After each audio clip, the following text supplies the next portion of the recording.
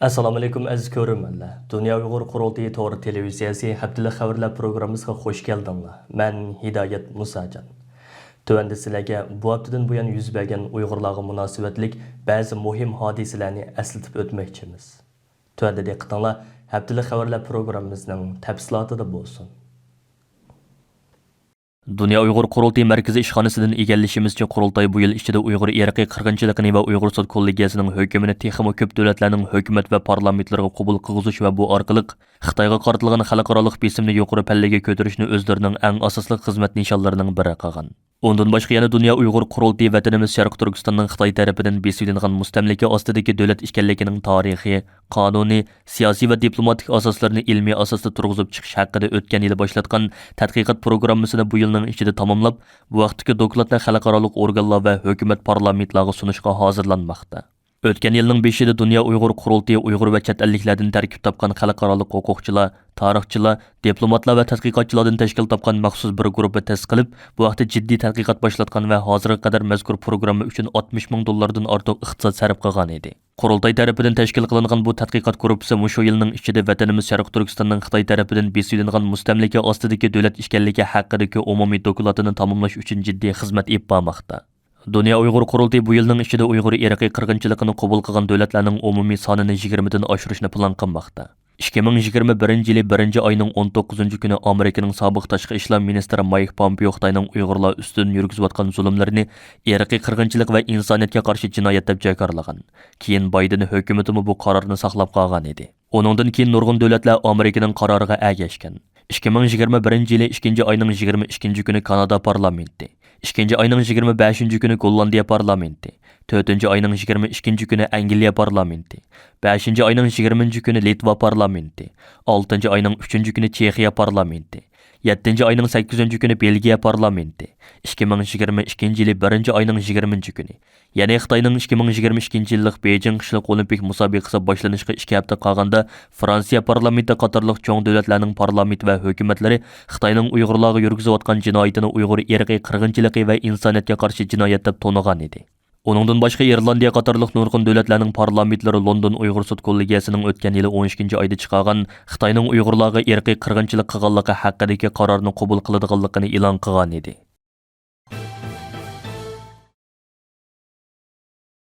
Dünyanın hər qaysı əllərdəki Uyğur təşkilatlarımız, siyasi fəaliyyətçilərimiz və avam xalqımız Birləşmiş Dövlətlər Təşkilatı tərəfindən bekitilgan 8-ci mart xalqaro ayollar günü münasibəti bilan türlü şəkildəki fəaliyyətlərini uyuşturuş orqali Xitoyning türmələrdə, jazo lagerlərdə, məcburi əmgək maydonlarında insan chidg'usiz darajada azob uqubat chekayotgan, qiynash va o'ltirilishga duchor bo'layotgan, majburiy tug'mas qildirayotgan, farzandlaridan majburiy ayirib etilgan, Xitoylar bilan to'y qilishga va qo'shmoq tuqqan bo'lishga majburlanayotgan, milliychi kiyimlaridan mahrum qoldirilib, Xitoyning an'anaviy kiyimlarini kiyib changchila o'ynashga majburlanayotgan vatan ichidagi millionlagan jasur xonim qizlarimizga bo'lgan cheksiz hurmati va qayg'usini ifoda qilish bilan birga, Sharq Turkistonlik xonim qizlarimizni bu xil zulm va qirg'inchilikqa duchor qilayotgan fashist Xitoy hokimiyatiga bo'lgan g'azab nafratini ifoda qilishdi. Shuning bilan birga 8-martni Dunyo ayollarining haqlarini qo'g'dash kuni deb bekitgan Birlashgan Davlatlar Tashkilotidan Xitoyning umumyuzlik irqiy qirg'inchiligiga uchrayotgan Sharq Turkistonlik xonim qizlarimizning mavjudligini qo'g'dab qilish uchun jiddiy harakatga o'tishni talab qilishdi. Dünya Uyghur Qurultayı bu yillik 8-mart xalqaro ayollar kunini Uyg'ur irqiy qirg'inchiligini xalqaro jamoatchilikka e'tirof qildirishda va Xitoyning jinoiy qilmishlarini dunyoga fosh qilishda intayin muhim rol o'ynab kelgan jasur va fidokor ayol lager shohidlarimizga bag'ishladi va 6-mart kuni Dünya Uyghur Qurultayı ayollar komitetining uyushtirishi va jasur lager shohidlarimizdan Zumrat Davud, Qalbinur Sidiq, Gulbahor Xotivaji, Gulbahor Jilolova, Sayragul Savutbay, Tursunay Ziyauddin, Mehrgul Tursun, Gulzira Oyilqan qatorliqlarning qatnashida Sharq Turkiston ayollarining ruhi degan temada maxsus muhokama yig'ini uyushtirdi. Yig'inda fidokor lager shohidlarimiz mustabid Xitoy hokimiyatining Sharq Turkistondagi xonim qizlarimizga qarata ilib berayotgan yuqorqidek jinoiy qilmishlarini o'zlarining lagerlarda beshidan kechirgan dahshatli tragediyalarga birlashtirib yana qayta eslatib o'tdi va muhojiratdagi xonim qizlarimizni jasur va g'ayratli bo'lishga va milliy harakatimizga fidokorlik bilan aktiv ishtirok qilishga dalolat qildi.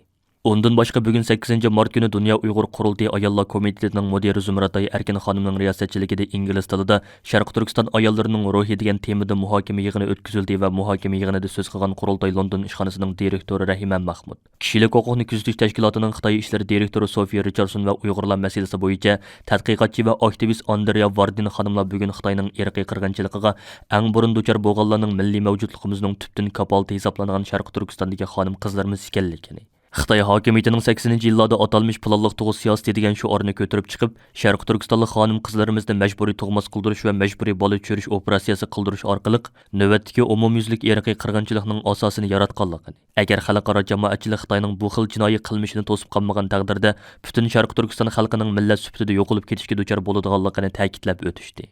Bugun 8 mart Xalqaro ayollar kuni munosabati bilan yana markazi Turkiyadagi Xalqaro Sharq Turkiston tashkilotlar birligi 7 mart kuni Istanbulda ko'k ranglik ko'z yoshi degan temada tashviqot faoliyati va 8 mart kuni Turkiyaning Istanbulni o'z ichiga olgan 60 dan ortiq shaharda ko'k ranglik yurish nomli birlashma namoyish faoliyati uyushtirib, zolim Xitoy hokimiyatining Sharq Turkiston xalqiga qarata rahimsizlarcha ilib berayotgan irqiy qirg'inchiligiga va Sharq Turkistonlik xonim qizlarimizga yurgizayotgan jinoiy qilmishlarga qattiq norozilik bildirish bilan birga Turkiya xalqini o'zlari bilan qon va qirindosh bo'lgan Sharq Turkistonlik qirindoshlarga amaliy harakatlar bilan ega chiqishga chaqirdi.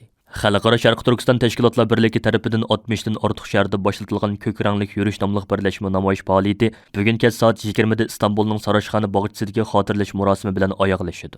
Undan boshqa yana Qozog'iston, O'zbekiston, Qirg'iziston, Kanada, Amerika, Avstraliya, Yaponiya va Yevropa elləridəki Uyğur təşkilatlarımız 8 mart Xalqaro ayollar kuni munosabati bilan turli shakldagi xotirlash faoliyatlarini o'tkazish orqali mustabid Xitoy hokimiyatining Sharq Turkistonlik xonim qizlarimizga yurgizayotgan jinoiy qilmishlarga qattiq la'nat o'qish bilan birga xalqaro jamoatchilikni Uyğur irqiy qirg'inchiligini to'sib qilish uchun Xitoyga qarshi texmo kuchli va unumli tadbirlarni yo'lga qo'yishni talab qilishdi. Erkin Osiyo radiosi 8 mart Xalqaro ayollar kuni munosabati bilan 7 mart kuni markazi Washingtondagi Uyğur harakati tashkilotining raisi Roshan Abbas xonim, Dünya Uyghur Qurultayı London ishxonasining mudiri Rahiman Mahmud xonim, Yevropa Uyghur institutining mas'uli doktor Dilnur Rayhan xonim va Amerika Uyghur birlashmasining hay'at a'zosi Alfidar Iltabir xonim bilan maxsus suhbat uyushtirib, vatan ichidagi xonim qizlarimiz duchor bo'layotgan qirg'inchilik va uni xalqaro jamoatchilikka texmo keng doirada itiraf qildirishning yo'llari haqida muhokama ilib bordi. Muhojirat yashayotgan ko'plagan qarindoshlarimiz 8 mart Xalqaro ayollar kuni munosabati bilan turli ijtimoiy taratqularda fikr yo'llash orqali o'zlarining Sharq Turkistonlik xonim qizlarimizga bo'lgan hurmatini ifoda qilishdi. Xitoy hukumatı yaqinda Birlashgan Davlatlar Tashkiloti kishilik huquq oliy kengashining raisi Michel Bacheletning Xitoy va Sharq Turkistonda ziyorat bo'lish talabiga qo'shilgan. Reuters agentligining 8 martdagi xabarida aytilishicha, Michel Bacheletning Xitoy ziyorati may oyiga o'rlashtirilgan bo'lib, bu jarayonda u boshlab bo'lgan o'mak Sharq Turkistonda ziyorati bo'ladi ekan. Dünya Uyghur Qurultayı bu munosabat bilan 8 mart kuni dunyoning har qaysi joylaridagi 200 ga yaqin fuqaroviy tashkilotlar bilan birlikda kollektiv bayonot e'lon qilib, Birlashgan Davlatlar Tashkiloti kishilik huquq oliy kengashining raisi Michel Bachelet xonimdan mazkur kengashning Uyg'ur kishilik huquq vaziyati haqida tayyorlab chiqqan umumiy dokladini tezdan e'lon qilishni talab qildi.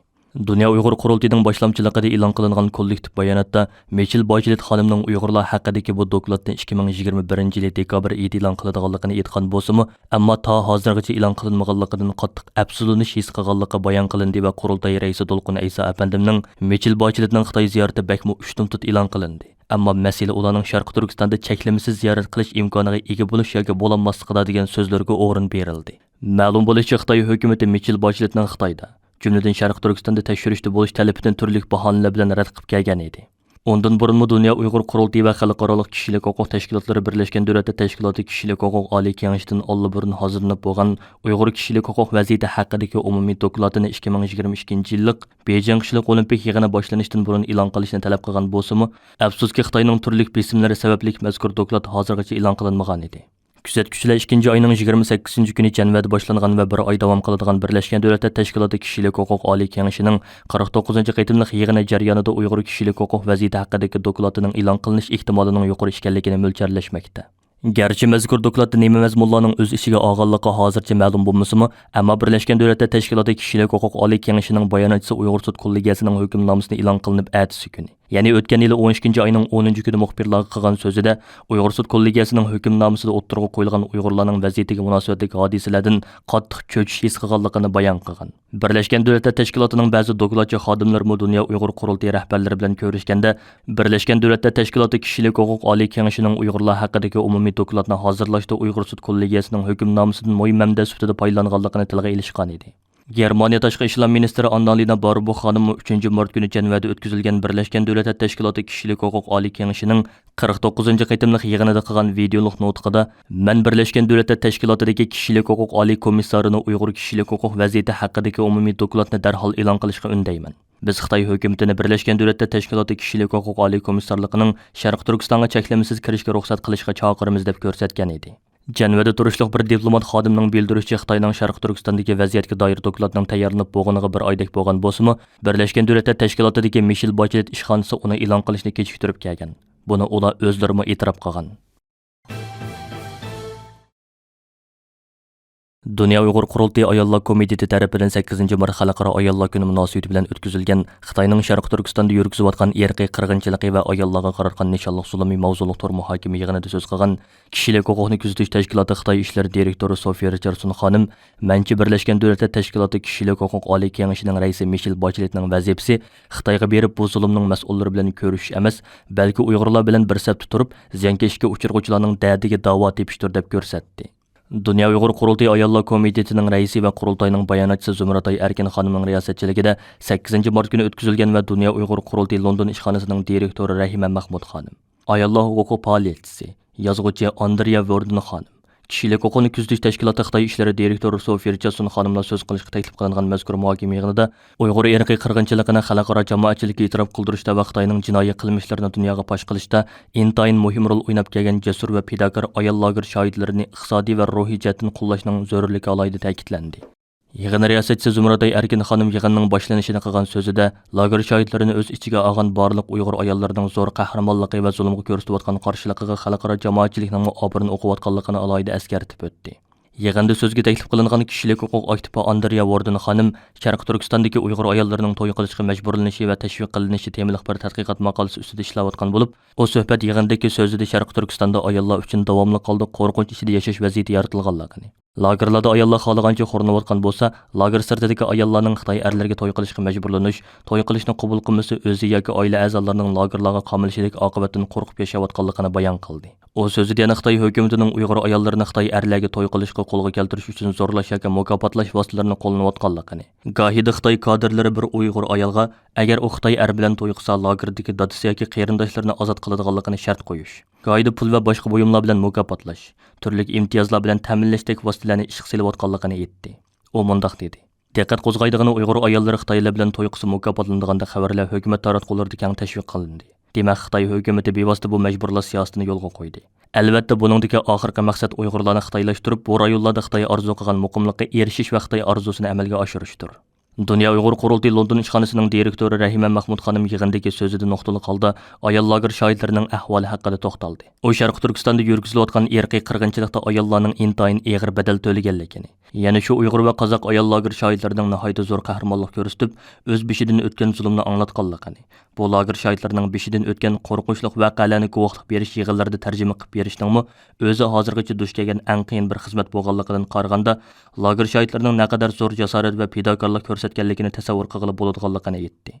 Rahima xonim mundaq dedi: "Lager shohidlarining guvohliklari Xitoy hukumatining Uyg'urlarga qilayotgan qabihliklari haqida rad qilgusiz paketlarning bo'lishiga kafolatlik qildi. Bu Uyg'urlarga qaratilayotgan irqiy qirg'inchilikning tarix sahifalaridan o'chmaydiganligi va o'chirilmaydiganligining kafolatidir. Ularning guvohliklari Uyg'ur sud kollegiyasining bu zulmni irqiy qirg'inchilik deb hukm chiqarishiga sabab bo'lganidek haqiqatan muhim isbot. Shu men bu fursatdan foydalanib turib, bu ayol lager shohidlarimizni tabriklayman va ularga rahmat aytaman. Biz ularni unutmaymiz, tarix ularni unutmaydi." Kishilik huquqni kuzatish tashkiloti Xitoy ishlari direktori Sofiya Richardson xonim yig'inda qilgan so'zida nuqtali holda Birlashgan Davlatlar Tashkiloti kishilik huquq oliy komissari Michel Bachelet xonimning bu yil 5-oyda Xitoy va Sharq Turkistonga ilib boradigan ziyorati haqida to'xtalib bundaq dedi: "Michel Bachelet xonimning irqiy qirg'inchilikqa uchrayotgan xalq bilan bir safdaligini ifodalash o'rniga bu jinoyat bilan shug'ullanayotgan hokimiyat bilan yig'in o'rinlashtirishi nomus qilgudek bir ish." Sofiya xonim yana Michel Bacheletning Sharq Turkistondagi ziyoratining haqiqiy ma'nilik ziyorat bo'lib bo'lmaydiganligiga savol qo'ydi. U bundaq dedi: Mishel xanım qachon yurakli holda o'z bergan va'daga amal qilib Xitoy hukumatining Sharqi Turkistondagi inson haqlari dafsandachiliklariga oid dokladini e'lon qilmoqcha va shundaqla Xitoy hukumatidan Sharqi Turkistonda qiladigan ziyoratining cheklamasiz, to'solg'usiz ziyorat bo'lishiga kafolatlik qilishni talab qilganligini aniq isbotlamaguncha buni nomussizlik deb qaraymiz. Masalan, Mishel xanım bu ziyoratida professor Rahila Davud bilan ko'rishamdi. Ya'ni uning jazolanmaydiganligiga kafolat qilgan asosda ko'rishalamdi. Agar u buni qila olsa, ondan bu ziyoratni qabul qilg'ili bo'ladi. Mencha bu ayolning vazifasi Xitoyga berib bu zulmning mas'ullari bilan ko'rish emas, balki Uyg'urlar bilan bir sapda turib, ziyonkashga uchirg'uvchilarning da'diga da'vo tepishdir. Sofiya xonim so'zida yana har qaysi demokratik davlat hokimiyatlarini darhol harakatga o'tishga chaqirib, shuncha aniq isbotlar turuqliq harakatga o'tmaslik uchun hech qanday sabab yo'qligini ta'kidladi. Yig'in oxirida mutaxassislar lager shohidlarini iqtisodiy va ruhiy jihatdan qo'llashning zarurligi, hukumatlarning lager shohidlarini qo'llash, ularning davolanish chiqimlarini ustiga ilish qatorliqlar uchun maxsus bir tur boshlashi kerakligi, hukumatlarning muhojiratdagi Uyg'ur jamoatlarini qo'g'dishi, ularning Xitoy hukumatining tahdidiga uchirmasligiga kafolatlik qilishi kerakligi, hukumatlarning Uyg'urlar uchrayotgan irqiy qirg'inchilikni to'xtatish uchun yanada ko'p va amaliy harakat qilishi kerakligiga birdek taklif fikrlar berildi. Dünya Uyghur Qurultayının sahibxonligida bu yil 5-oyning 26-kunidan 28-kunigacha Germaniyaning Myonxen shahrida chaqiriladigan 2-navbatlik Sharq Turkiston Milliy Kengashining tayyorlik xizmatlari jiddiy davom qilmoqda. Oldingi hafta Qurultay raisi Dolqun Aysa apandimning bevosita riyosatchiligida 2-navbatlik Sharq Turkiston Milliy Kengashiga tayyorlik komiteti qurib chiqilgan va tayyorlik komiteti tarkibida 4 komissiyon ta'sis qilinib, Qurultayning siyosiy va strategiya xizmatlariga mas'ul muavin raisi doktor Erkin Akram programma komissiyonining mas'ulligiga, Qurultayning tashkiliy xizmatlariga mas'ul muavin raisi Parat Yo'lonqoch kotibotlik komissiyonining mas'ulligiga, Qurultay ijroiya komitetining muavin raisi Turg'unjon Alovdin kutuvilish va orqisab komissiyonining mas'ulligiga, Qurultay fondining raisi Abdujalil Ahmad iqtisodiy komissiyonining mas'ulligiga tayinlangan edi. Dünya Uyghur Qurultayının siyosiy va strategiya ishlariga mas'ul muavin raisi doktor Erkin Akram apandim bu munosabat bilan stansiyamiz tarafidan o'tkazilgan Uyg'ur ovoz suhbat programmasida qilgan so'zida 2-navbatlik Sharq Turkiston Milliy Kengashini chaqirishning zaruriyati haqida to'xtalib mundoq dedi. Aslında bu ikinci Milli Kengash yig'ini birincisini şu 2017'den keyin 2018gacha bo'lgan jarayonda nurg'un vaqalar, nurg'un o'zgarishlar bo'ldi. Bu o'zgarishga qarta yani qanday ilib boramiz deb plan shudi. Ondan keyin şu kasalliklardan topayilib aldıraşçılıktan topaylı bunu kılamadık. Hazır endi bunu ikincisini kılmakçı. Esasen bu sebepnin ki birincisi xalqaradaki bu siyasi, iqtisadi, xavfsizlik jihatdagi tamponliqlar o'zgardi. Bu Amerikanınki Sovetlar yengendan keyin yoki ular yemirilgandan keyin Amerika dunyoninki yegane büyük kuch bo'ldi. Bu dunyo deganim hamda yer shaharning hamma yerini ta'sir yetkazadigan bir kuchga ega bo'ldi. Fakat Afg'oniston urushi, Iroq urushi bular anandaki Amerikanınki yer shaharni ta'sir yetkazadigan kuchni ojizlatib qo'ydi. Bunun bilan birlikda Xitoydek, Hindiston, Rossiya, Braziliya degandek davlatlarning yuksalishi bilan birlikda yine Amerikanınki abaqadigan yer shahar kuchini ojizlashtirib qo'ydi. Meni hozir davatga Amerikanın yer shaharida ta'sir kuchi Amerikanınki o'zining kuchi emas. Amerika hozirgacha dunyoningki eng chong kuchidir. Ya'ni navbatga qo'ydigan bo'lsa. Shuning bilan bu dunyodagi nurg'un sohalardagi bu o'zgarishlar boshladi. O özgürlükler bizdeki davaga bazı fırsatlarını yaratkan oldu. Çünkü bizdeki davamızın bilimiz kolumuzda o güç yok. Güç deginim hem de siyasi, iktisadi, insan gücü degende, teknoloji degende güçler yok. Şununla biz xalqaranın vaziyetinin özgürlükten qandaq fayda ilish ve qandaq bir utuqluqni qo'lga tushirish bizdeki esas bir metodumuz hem de siyasetin. İkincisi bu davanınki xalqaravileşişi. Yani 2018'nin 8. aydan itibaren xalqaranınki siyasi merkezge Sharq Turkiston yoki Uyg'ur meselesi kelgan bo'ldi. Bu xalqaralashish meselesi aslında şu 49'dan keyin chet elga chiqqan bizdan avvalgi liderlar va mujohidlar buni qilishga tirishgan. Ama o'z vaqtida avvalgiman degan xalqaro vaziyatlarning o'zgarishi bo'lmagan. Qiliblashgan, sistemlashgan, muqimlashgan bir tuzum bor. O tuzumlar o'zgarmagicha bu bizningki liderlarningki talablariga javob bergani yo'q. Ama hozir bu Şarkı Türkistan ve Uygur meselesi xalqaraviylashgandan keyin nurg'un ishlarni qilishga to'g'ri keldi.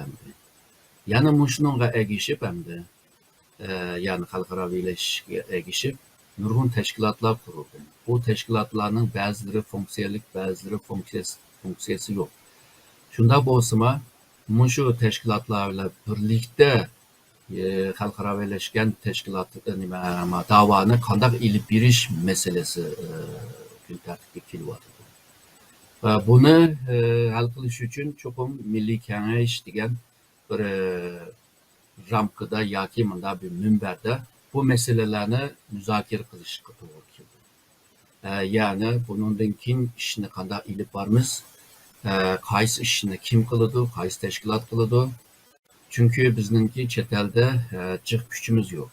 Bu kuchni eng muhim yerlarda ishlatish lozim.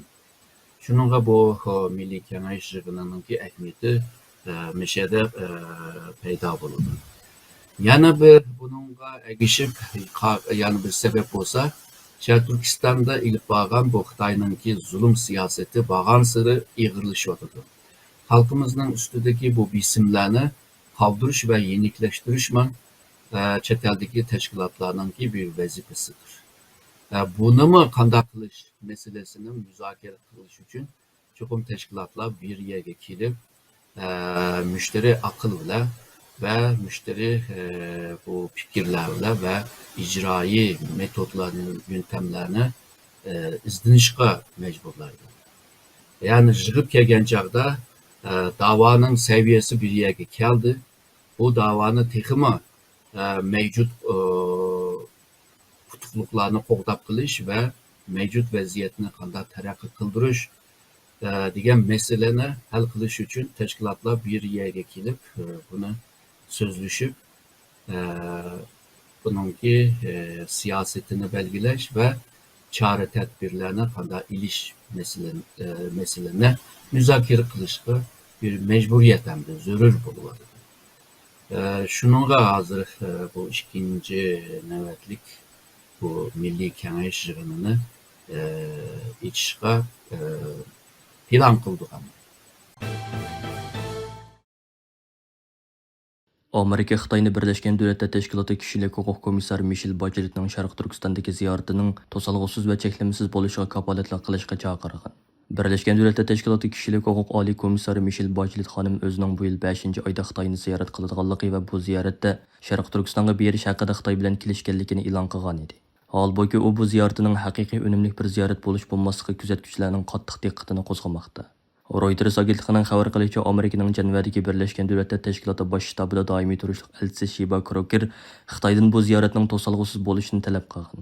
U mundaq degan: To'solg'u ichida qilingan ziyorat faqatla Xitoyning rayondagi musulmon Uyg'urlar va boshqa oz sonliq millatlarga qaratayotgan dafsandichiliklarni inkor qilish tashviqotiga xizmat qiladi xolos.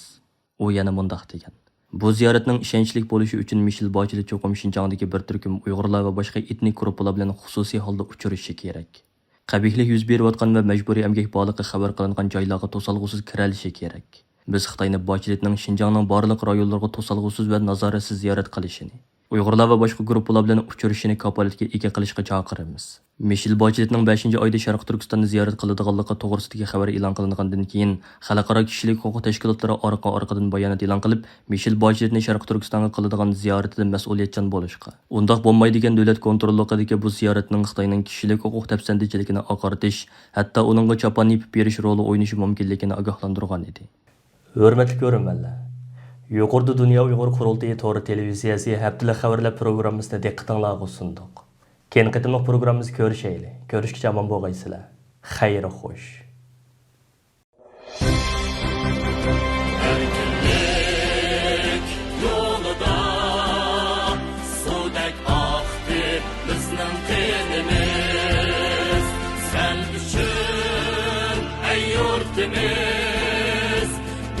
olsun.